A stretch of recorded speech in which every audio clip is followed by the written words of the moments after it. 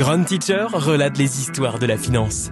Bienvenue à tous dans cet épisode de Grand Teacher relate. Aujourd'hui, nous plongeons dans les profondeurs obscures de la finance mondiale avec une histoire qui a secoué le monde entier, les Panama Papers. Il était une fois en 2015 un lanceur d'alerte anonyme, connu seulement sous le nom de John Doe. Cet individu mystérieux décida de révéler au monde les secrets bien gardés de la finance offshore. Il contacta le journal allemand Süddeutsche Zeitung en leur fournissant une quantité astronomique de documents confidentiels issus du cabinet d'avocats panaméen Mossack Fonseca. Imaginez recevoir 11,5 millions de documents, représentant 2,6 téraoctets de données. C'était comme découvrir un océan de secrets financiers. Ces documents détaillaient plus de 214 000 entités offshore, impliquant des personnalités de plus de 200 pays. Pour traiter cette masse d'informations, le Süddeutsche Zeitung fit appel au Consortium international des journalistes d'investigation, ou ICIJ, réunissant plus de 400 journalistes de 80 pays différents. Parmi les noms dévoilés, des figures de premier plan. Le président russe Vladimir Poutine, le roi d'Arabie Saoudite Salman Ben Abdelaziz Al Saoud, le premier ministre islandais Sigmundur Davíð Gunnlaugsson, ainsi que des célébrités comme Lionel Messi et Jackie Chan.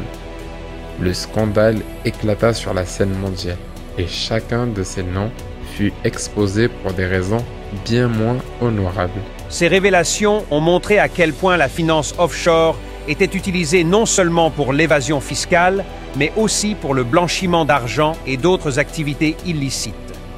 Les structures créées par Mossack Fonseca permettaient de masquer la véritable propriété des actifs. Au cœur de ce scandale, les cabinets d'avocats Mossack Fonseca, cette firme avait bâti un empire en créant des sociétés écrans pour ses clients, souvent situées dans des paradis fiscaux tels que les îles Vierges britanniques, le Panama et les Seychelles. Ces structures permettaient de masquer la véritable propriété des actifs et faciliter l'évasion fiscale à grande échelle. Il y avait une culture de l'omerta au sein de l'entreprise. Nous savions ce que nous faisions, mais la direction fermait souvent les yeux sur les activités illicites de nos clients. Tant que les affaires continuaient à prospérer, personne ne posait de questions.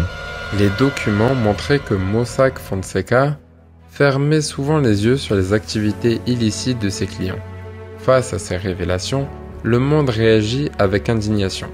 En Islande, des milliers de manifestants descendirent dans les rues, provoquant la démission du Premier ministre Sigmundur Davíð Gunnlaugsson. Au Pakistan, le Premier ministre Nawaz Sharif fut destitué de ses fonctions après une enquête judiciaire. Les retombées politiques ont été immenses. De nombreux gouvernements ont dû faire face à une pression publique sans précédent pour enquêter et réformer leurs lois fiscales. Dans de nombreux autres pays, des enquêtes furent lancées pour examiner les implications des informations révélées. Face à la pression publique, plusieurs gouvernements entreprirent des réformes pour lutter contre l'évasion fiscale et accroître la transparence financière. Même le Panama dut adopter de nouvelles lois pour améliorer sa coopération en matière de fiscalité. Les Panama Papers ont révélé non seulement les failles du système financier mondial, mais aussi l'ampleur de l'inégalité économique. Ils ont montré comment les élites pouvaient contourner les lois pour accumuler des richesses colossales, laissant les citoyens ordinaires payer le prix fort. Les révélations alimentèrent un débat mondial sur la justice fiscale et les inégalités, incitant les citoyens et les gouvernements à exiger des changements. Le scandale des Panama Papers reste l'une des plus grandes révélations de la finance offshore de l'histoire moderne. Il a non seulement mis en lumière la face sombre de la mondialisation, mais a aussi inspiré une prise de conscience collective sur l'importance de la transparence et de la justice fiscale. Et voilà que s'achève ce podcast en espérant à nouveau que cette histoire vous ait plu et surtout vous ait inspiré sur ne serait-ce peut-être la partie de la fiscalité, un sujet qu'on aborde assez régulièrement avec nos membres, puisque c'est une question lorsqu'on parle de profit, on se demande où les rediriger.